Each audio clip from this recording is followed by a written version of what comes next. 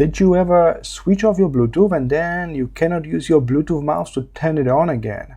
A big problem on iMac, when this only option for us is to use mouse to do that. We can plug in a keyboard and use a special trick, but that's something that you need to learn how to do it. Now is a new method of turning on your Bluetooth back even without the mouse. We can simply use Apple Intelligence. So even without the mouse, we can double tap on the command key to start typing, right? So I click on command key on my keyboard twice. Command. Now I can type to Siri. Turn on Bluetooth.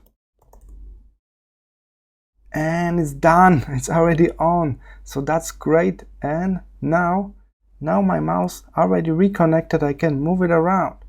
That's a great solution for us. This was always a problem, and now we can use Apple Intelligence. We can type to Siri to turn it on back with just the keyboard. We don't need a mouse to turn it on. So that's the brand new solution for macOS 15.1. I hope this video was helpful. See you in the next one.